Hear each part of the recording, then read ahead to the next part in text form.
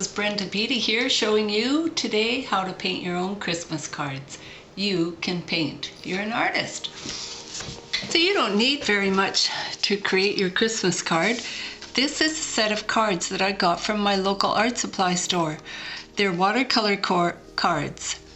To do a good watercolor, you need watercolor paper. So you could just use watercolor paper and cut it to the size of your envelopes. I prefer, just because I'm lazy, to buy the cards and the envelopes. I know they're going to fit, and the cards have a very nice deckled edge on them.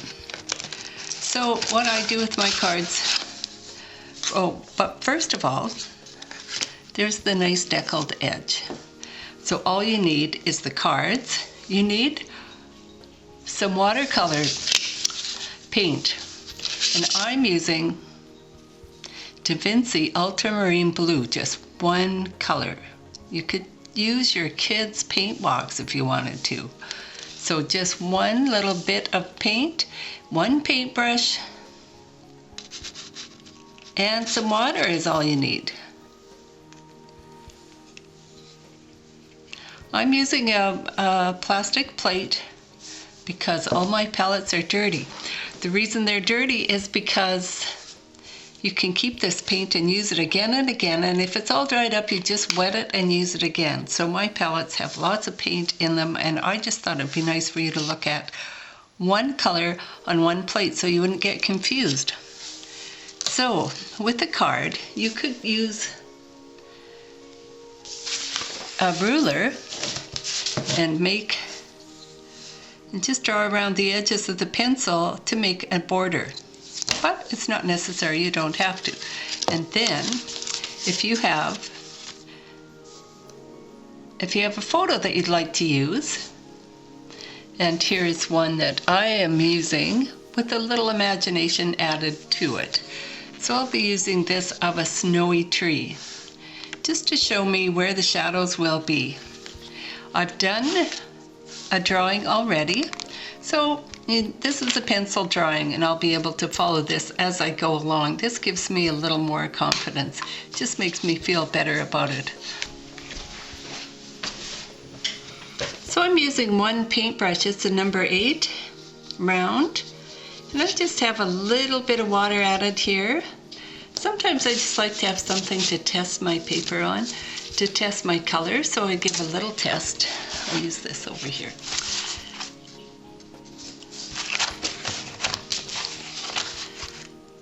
It's testing to see how light it is, and that's going to do a little bit of cloud up here. This is not going to show up to be much. Now, the lighter the color, the farther something is away. So I'm going to use quite a light color for the hills back here. Not much detail. The farther away something is, the less detail it has. I'm going to go around the tree here, in between these two. I believe that if you're watching this video and you are interested in painting, then you're an artist. Because people that are not artists would not want to watch this, would not want to try it. That would be the last thing they want to do. So you're an artist. And so why aren't you producing absolutely wonderful works of art? Maybe you are, or maybe you just need to practice, because it's all about practice. Painting every day.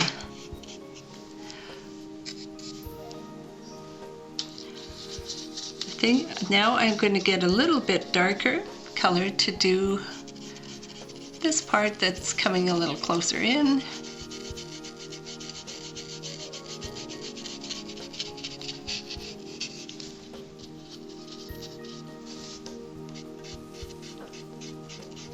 Now I'm streaking some color through this wet wash. When you put down some color that's quite wet, we call it a wash.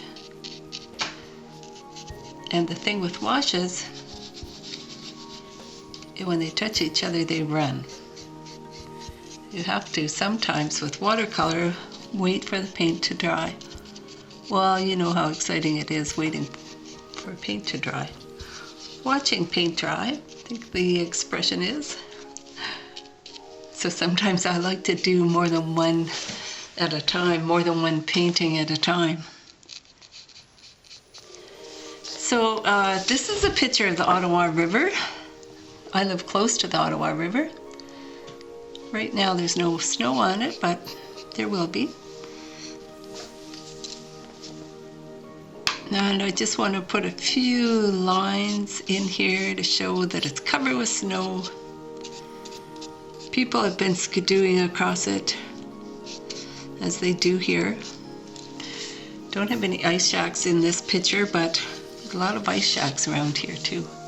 Now I have to look at my photograph to really figure out where those shadows are, and it's very dark underneath the trees. Very dark right here.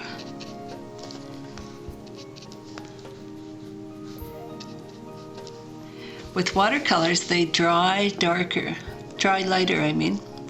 So you have to paint them darker than you expect them to turn out. That's something you have to get used to. One of the joys of watercolor. So I'm doing the trees, the twigs here, and I'm thinking about trees while I'm doing it. It helps. They seem to have better results. When I'm doing sky, I'm thinking about the sky. I have friends that don't even think about what they're painting. Sometimes they like to put their canvas upside down and paint. Don't know how they do that.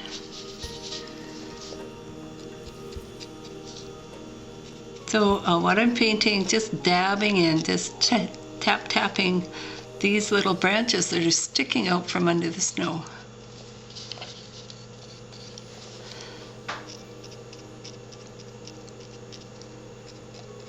Canadian winters give us such a wonderful amount of snow and such beautiful scenes we have. These little pine trees just make me feel so good when I see them all covered in snow.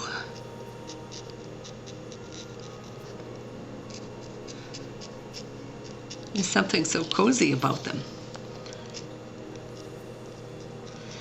Closer in where the trunk is, it's going to be a little darker.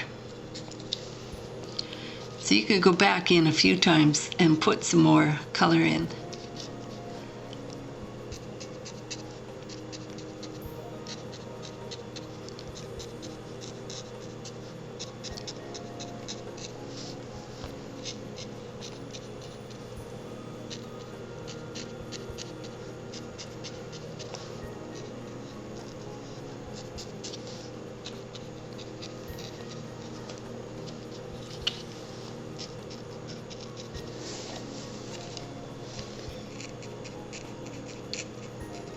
So if you get a Christmas card that someone made you, when that happens to me, I just think it's wonderful. It's like getting a present. And I would say I have cards that my daughter Tara made years ago, and I keep them every year. And her sisters will look at them and say, "Mom, that's not even this year's card. Why do you have that out?"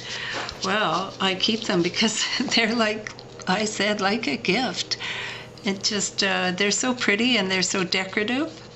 I keep them year after year. I use them.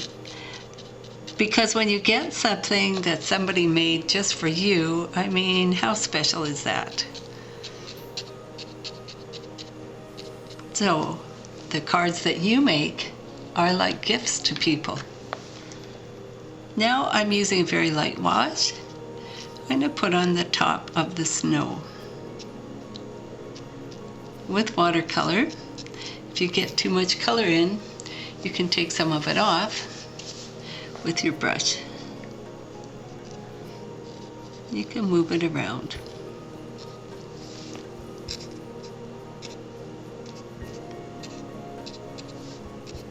So I'm pretty much just covering the pencil marks here, and I'm thinking about where the shadows are, and really under each branch is where the shadow happens on the branch below it.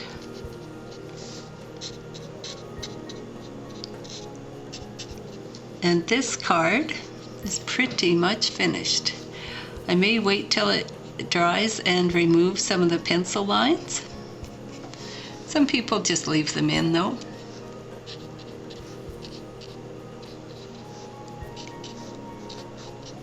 Perhaps I'll put in some shadows, just a shadow coming down over here. And the top of this hill.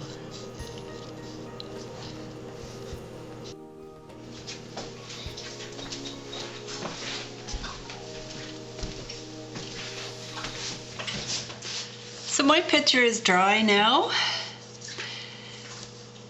and I'm going to just erase the pencil lines. Some of the pencil lines can be erased right through the watercolor, and some will end up staying, but that's all part of the painting. Now you may have noticed that I have a few little pieces of tape holding my my card down to this piece of cardboard just to keep it in place. There's my little card, all finished.